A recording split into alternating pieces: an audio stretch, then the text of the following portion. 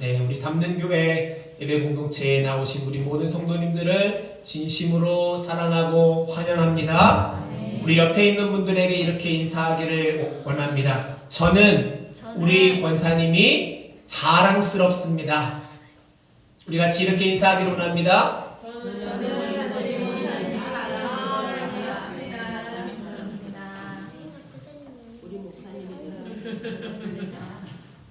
네. 우리가 인사를 나눴을 때 그냥 미국 사람들이 굿모닝 하고 그냥 인사하잖아요. 그 마음 가운데 정말 좋은 아침이라는 마음을 담아서 인사를 하는 것이듯이 저는 우리 권사님을, 우리 성도님을 우리 성도님이 자랑스럽습니다라고 말할 때 그 마음 속에, 그 입술 속에 우리의 진심이 담겼으면 좋겠습니다. 우리 다시 한번 서로의 얼굴을 바라보면서 이렇게 고백합니다. 저는 우리 권사님이 자랑스럽습니다. 저는 우리 권사님이 자랑스럽습니다. 네. 저는요, 우리 이목수 권사님께서 말씀하신 거 아직도 제 마음속에 생생하게 남아 있습니다. 내가 일평생에 가장 잘한 것이 우리 예수 그리스도를 만난 것이다 라고 고백한 거, 그 신앙의 고백이 저는 너무너무나 자랑스러워요. 우리 허인수 권사님 열심히 일하시고 몸이 많이 피곤하실 텐데 가장 먼저 성전에 나와서 예배를 준비하시고 만날 때마다 행복하다라고 말씀해 주시는 우리 권사님이 저는 너무너무나 자랑스럽습니다. 우리 박동춘 권사님 그 손이 굉장히 크세요. 나눔과 섬김과 다른 사람을 이렇게 보듬어 주시는 그 따뜻한 마음이 저는 너무너무나 자랑스럽습니다. 우리 고은혜 권사님 자랑스럽습니다. 저는 우리 고은혜 권사님이 성전 안에서 알게 모르게 교회를 섬기고 옆에 있는 사람들을 섬기고 또 기도하고 또 교회의 필요를 따라서 알게 모르게 정말 쥐도새도 모르게 왔다 가세요. 이렇게 왔다 가시면서 채워주시고 또 우리 어르신들 바라보면서 사랑의 손길로 이렇게 섬기시고 하는 그런 모습들이 너무나 자랑스럽습니다. 우리 사모님 새벽마다 저를 전화해서 깨워주시고 새벽마다 깨워주시고 때로는 스승이 되어주시고 내가 힘들어서 좀 다운되어 있을 때마다 위로해 주시는 위로자가 되어 주시고 그리고 목회를 하는 가운데 어떻게 보면 저희 장인어른이 지금 안 계시잖아요. 장인어른이 살아계셨으면 장인어른이 목회의 이런 부분들을 이런저런 부분들을 가르쳐 주시고 선생이 되어 주셨을 텐데 그 역할을 지금 우리 사모님께서 해주고 계십니다. 그래서 우리 사모님이 저는 너무나 자랑스럽습니다. 저는 우리 사랑하는 아내가 너무나 자랑스러워요. 이게 정말로 아무것도 내세울 것 없는 저 옆에서 저가 목사가 될 수 있도록 알게 모르게 여러 모양으로 서포트하고 기도하고 또 교회의 사역뿐만 아니라 우리 가정도 돌보고 여러 모양으로 그 지혜를 짜내는 그 모습이 저는 너무나 자랑스럽습니다. 저는 이 자리에 앉아서 예배하고 있는 우리 아이들이 너무나 자랑스럽습니다. 이 시간에 이 자리에 와서 앉아 있는 것만으로도 대단한 거예요. 비록 엄마 아빠의 강요에 의해서 나오긴 했지만 그럼에도 불구하고 이 자리를 지킨다는 것, 짜증내지 않고 얼굴에 인상 쓰지 않고 같이 예배하면서 마이크를 잡고 찬양을 불러주는 우리 아이들이 너무나 자랑스럽습니다. 우리의 신앙생활을 할 때 우리가 이 성전 안에서 예배를 드릴 때 우리의 교인의 수가 많다는 것을 우리의 자랑으로 여기지 않았으면 좋겠습니다.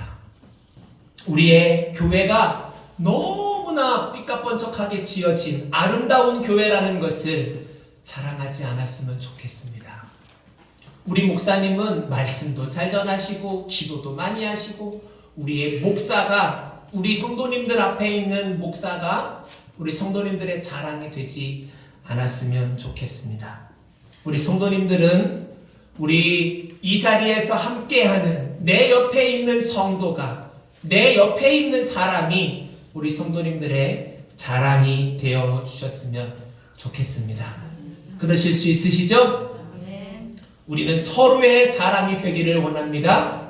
내 옆에 있는 사람을 자랑할 수 있는, 그것은 예수 그리스도를 자랑하는 겁니다. 우리가 옆에 있는 사람의 모습 속에서 예수 그리스도를 바라보고 그 예수의 향기가 나는 그 성도의 모습을, 그 성도의 삶을, 그 성도의 섬김을 자랑하는 아름다운 교회가 되기를 주님의 이름으로 기도합니다.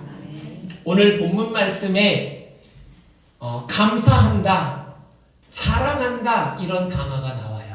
바울이 이 데살로니가 교회를 바라보면서 감사하는 내용, 그리고 자랑, 여러 교회에게 자랑하는 그런 모습들이 나오는데, 자랑하고 싶은 모습 세 가지가 오늘 본문 말씀에 기록되어 있습니다. 그래서 우리가 오늘 우리 성도님들과 이 부분에 대해서 함께 나누고 이것을 가지고 함께 기도하기를 원합니다. 첫 번째로 바울이 자랑하고 싶은 모습이 무엇이냐면 같이 한번 해볼까요? 믿음이 자라간다. 믿음이 자라간다. 네, 이것이 바울이 자랑하고 싶은 첫 번째 모습입니다.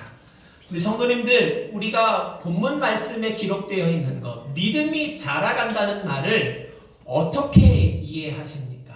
한국말이 어렵지는 않아요. 믿음이 자라간다는 말은 그렇게 어려운 단어는 아닙니다. 그러나 그 안에 들어있는 의미는 결코 가볍지 않습니다.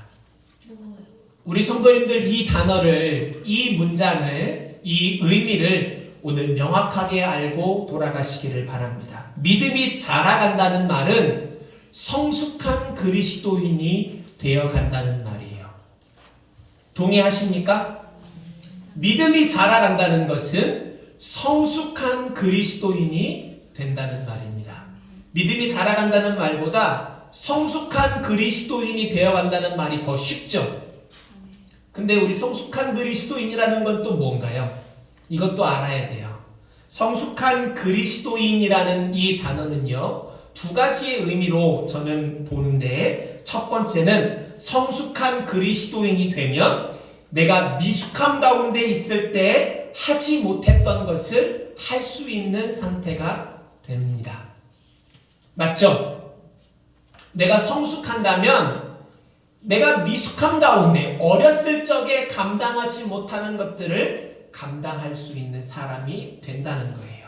그리고 성숙한 그리스도인에게 나타나는 특징 또 하나는 뭐냐면 내가 하고 있는 일에 대해서 확신을 갖는다는 겁니다. 이 두 가지는 오늘 밑에 두 번째, 세 번째도 나오는데요. 오늘 첫 번째 나눌 이 이야기를 우리 성도님들 꼭 기억하시기를 바랍니다. 믿음이 자라간다는 것은 성숙한 그리스도인이 되어간다는 거고, 성숙한 그리스도인이라는 것은 미숙함 가운데 있을 때 하지 못했던 일들을 감당할 수 있는 것, 그리고 내가 지금 하고 있는 일에 확신을 가지는 것, 이 두 가지의 특징을 가지고 있다. 이 부분들에 대해서 우리 성도님들 꼭 기억하시기를 바랍니다. 어린아이들은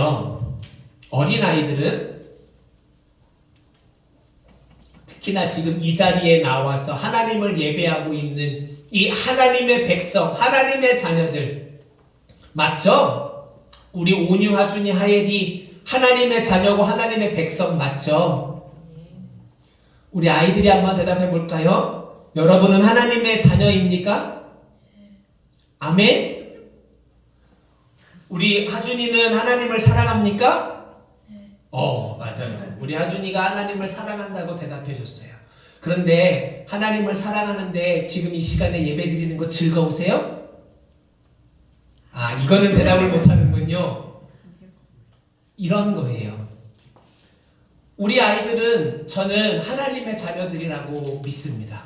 그런데 이 아이들이 하나님의 자녀일 수 있지만, 하나님의 자녀이기는 하지만 하나님 앞에서 나와서 예배하는 것이 마냥 즐겁지만은 않은 거예요. 왜? 그게 우리의 몸에 되지 않았기 때문에요.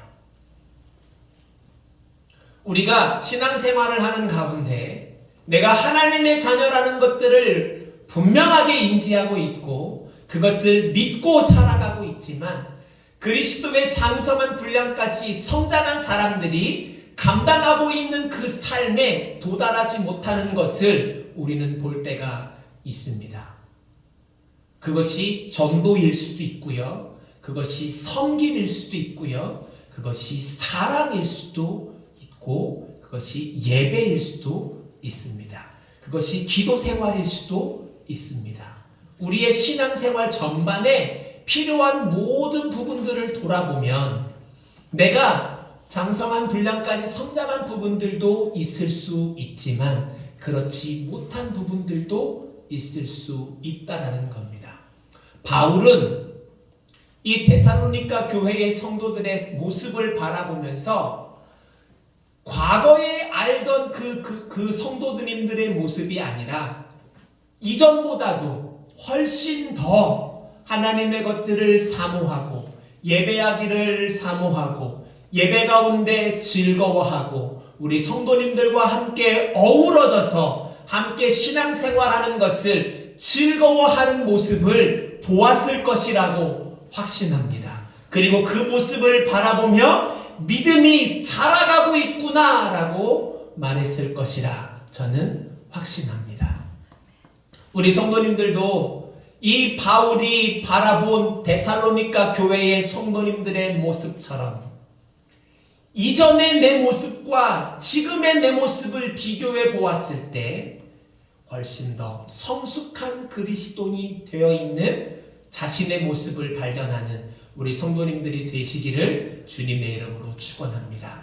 그리고 오늘의 모습뿐만 아니라 내 모습이 한 날 한 날 지나가서 1년 뒤 내 모습, 5년 뒤 내 모습. 저는 우리 권사님들 우리 온유가 시집갈 때까지 사시라고 부탁드렸어요. 온유 시집갔어요? 우리 온유가 시집가서 자녀를 낳을 때까지 우리 모든 권사님들이 건강하게 지내셨으면 좋겠습니다. 그때의 우리 권사님들의 모습을 바라보며 그때의 우리 아이들의 모습을 바라보며 아, 나의 모습이 이만큼 자랐구나 고백할 수 있는 우리 성도님들이 우리의 성장하는 모습을 바라볼 수 있는 내가 될 수 있도록 한 발짝 한 발짝 나아가 주시는 우리 성도님들이 되시기를 주님의 이름으로 축원합니다. 그리고 또 한 가지 성장하는 성숙한 그리스도인의 특징은 뭐냐면 지금 내가 하고 있는 일에 확신을 갖는다는 겁니다. 지금 내가 하고 있는 일에 확신을 갖는다는 겁니다. 우리 성도님들 지금 우리가 예배하고 있는 이 예배가 하나님께서 받으신다는 확신 가운데 지금 예배하고 계십니까? 내가 내 입술을 열어서 찬송하는 그 찬송이 땅에 떨어지지 아니하고 하나님의 보좌에 연락되어 하나님께 영광이 되고 하나님께 기쁨이 된다는 그 확신 속에서 우리들 찬양하고 계십니까? 근데 우리가 조금 있다가 하나님의 이름을 부르며 기도할 겁니다. 우리가 주님의 이름을 부르며 기도하는 그 기도의 제목들이 우리 주님의 보좌에 연락되어서 하나님의 때에 모든 것이 합력하여 선을 이루실 것임을 우리 성도님들 확신하시며 기도하십니까? 그것이 성숙한 그리스도인입니다. 그렇기 때문에 바울은 그러한 데살로니가 교회의 성도들을 바라보면서 다른 교회의 성도들에게 자랑할 수 있었고 우리 성도님들이 그러한 확신 가운데 예배하고 확신 가운데 찬양하고 확신 가운데 기도하시기에 우리 성도님들은 저의 자랑이 됩니다. 저는 우리 성도님들이 너무나 자랑스럽습니다.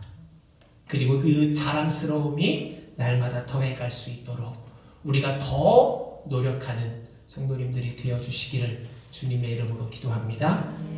이것이 첫 번째입니다. 우리가 자랑하는 것 첫 번째 믿음이 자랑한다는 것이고요. 두 번째는 같이 합니다. 사랑이 풍성함. 사랑이 풍성함. 사랑이 풍성함. 사랑이 풍성함. 우리 바울은요, 이 데살로니가 교회의 성도들을 바라보면서 너희가 다 각기 서로 사랑함이 풍성함이니 라고 이야기를 합니다. 사랑이 풍성하다는 것은 무엇을 의미할까요? 어떻게 하면 사랑이 풍성해질 수 있을까요? 우리 성도님들 옆에 있는 분들을 다시 한번 바라보시기 바랍니다. 옆에 있는 분들이 사랑스러우신가요? 네? 옆에 있는 분들이 사랑스러우십니까? 제가 좀 곤란한 질문을 드릴게요. 왜 사랑스러우세요? 너무나 예뻐서?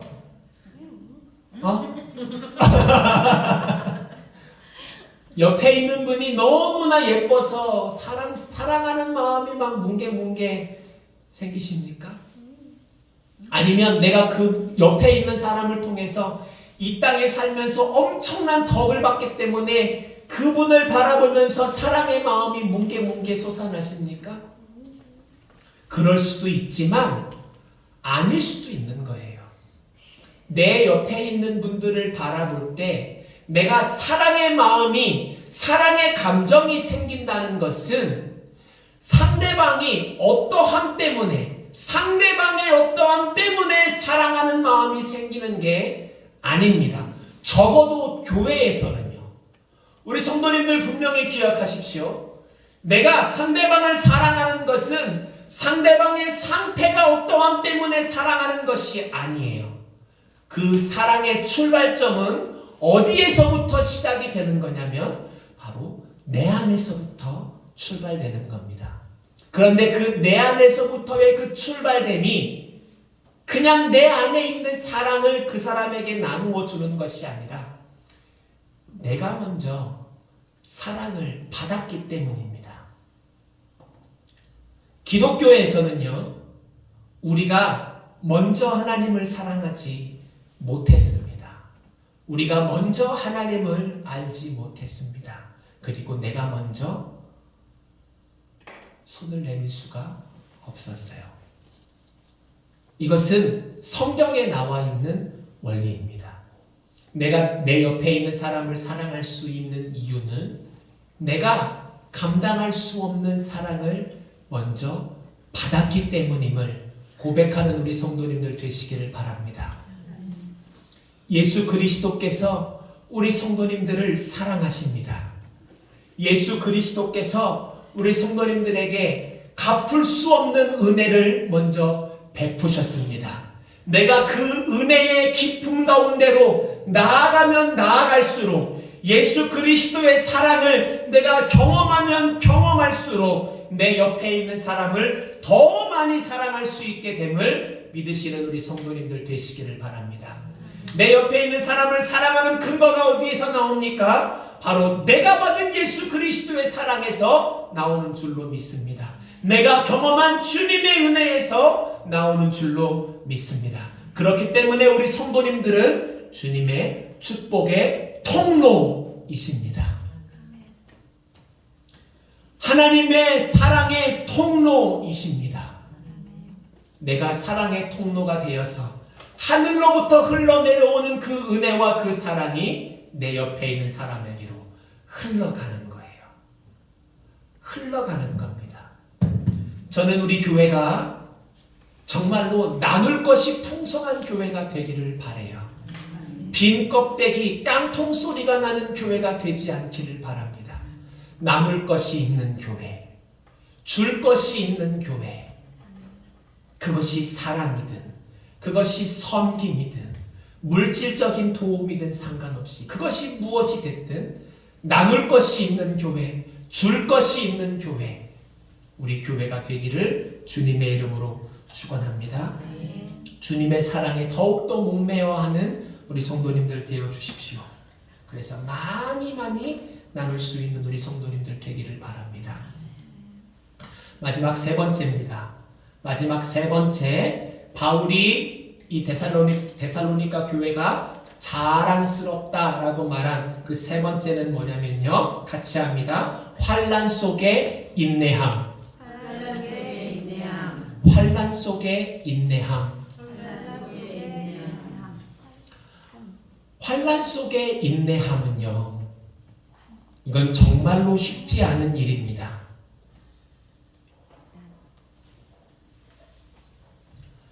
우리 성도님들 6월 달에 무엇을 할지 혹시 계획하셨습니까? 1년 동안에 이 빨간 날에는 내가 뭘 해야지? 이 빨간 날에는 내가 뭘 해야지?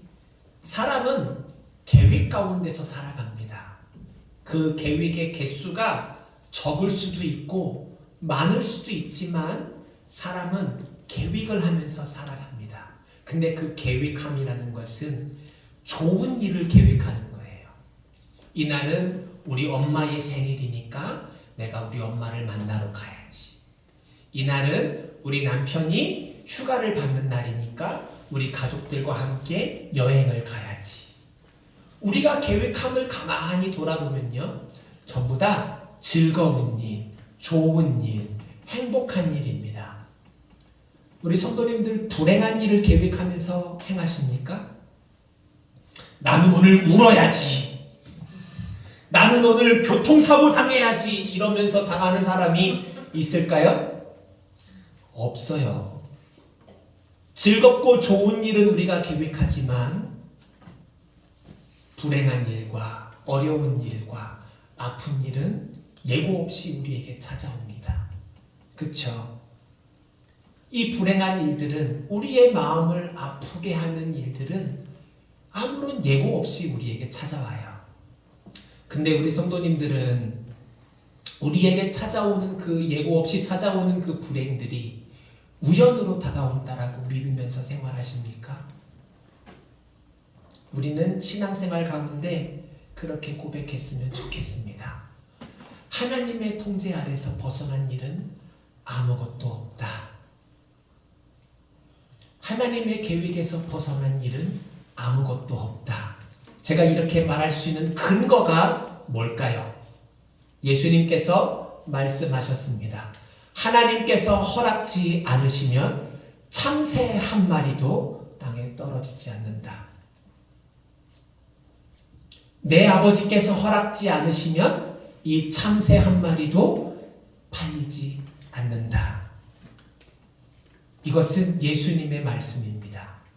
우리 안에 벌어지는 일들은 하나님의 계획하심과 하나님의 허락하심 속에서 모든 것들이 일어난다는 것을 우리 성도님들 믿으시기를 바랍니다.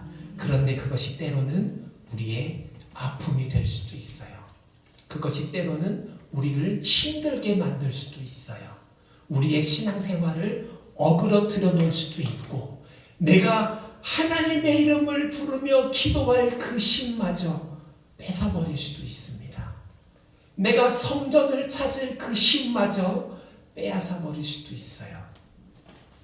우리의 삶 속에 무슨 일이 벌어질지 아무도 알지 못하는데 그것이 우리의 신앙생활을 무너뜨릴 수도 있다는 그 사실, 성도님들 믿으시기를 바랍니다. 일제시대 때 신앙생활을 했던 사람들이 예수 믿는 것 때문에 힘들어질 거라고 생각하면서 살았겠습니까? 이 데살로니가 교회에 지금 살고 있었던 사람들이 내가 예수를 믿는다는 것 때문에 힘들어질 수도 있다는 그 사실을 알았을까요? 물론 알고 들어온 사람들도 있었겠지만, 내가 예수가 좋아서 하나님 앞에 나와서 예배를 드리고 성도들과의 교제가 좋아서 사랑의 교제를 나누는데 어떤 악한 왕이 나타나서 예수 믿는 사람들은 전부 다 감옥에 쳐넣어라, 이야기했을 수도 있는 겁니다. 정말로 그 사랑에 목매인 사람들은요, 그 악한 왕이 악한 명령을 내렸을 때에도 신앙의 자리를 벗어나지 않습니다. 악한 사탄 마귀가 우리의 마음과 우리의 상황과 환경을 뒤집어 놓아서 기도할 힘을 빼앗아 버리고 성전에 나아갈 그 힘을 빼앗아 버린다고 할지라도 기어서 엉금엉금 기어서 성전에 나와서 아무 말도 하지 않은 채 앉아 있을지라도 성전에 나오는, 저는 우리 성도님들이 그런 성도님들이 되어 주셨으면 좋겠습니다. 신앙생활을 하면서 우리의 마음이 아프지 말라는 법이 없어요. 내 옆에 있는 사람들을 통해서 내 마음이 아프지 말라는 법 없습니다. 누군가가 아무렇지도 않게 툭 던진 말들이 우리의 마음을 갈기갈기 찢어놓고 상처 입힐 수 없다, 이렇게 말할 수 없다라는 겁니다. 그럼에도 불구하고 하나님을 예배하는 자리를 지키시는 우리 성도님들이 되어 주시겠습니까? 하나님 앞에 하나님의 편에 서는 것을 망설이지 않는 우리 성도님들 되어 주시겠습니까? 기도할 수 없을지라도 억지로라도 성전에 나와 하나님의 이름을 부르는 우리 성도님들 되어 주시겠습니까?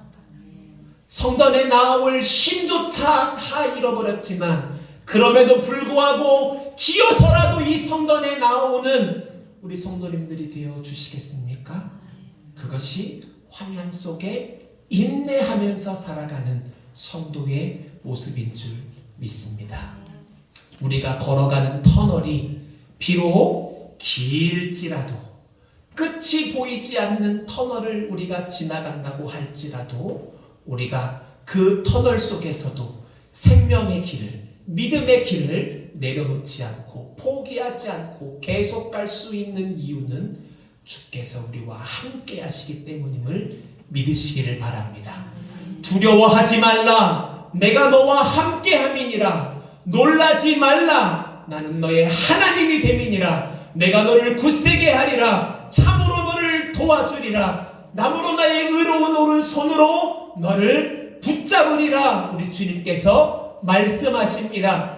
생각하건대 하나님을 사랑하는 자, 곧 그 뜻대로 부르심을 입은 자들에게는 모든 것이 합력하여 선을 이루느니라. 그 환경이 환난의 자리이든 그것이 고통의 자리이든 아무것도 보이지 않는 암흑의 자리이든 상관없이 합력하여 선을 이루시는 주님을 붙잡으시고 믿으시기를 주님의 이름으로 축원합니다. 기도하겠습니다. 하나님 아버지 감사합니다. 오늘 우리 성도들의 신앙을 자랑하는 교회라는 제목으로 함께 말씀을 나누었습니다.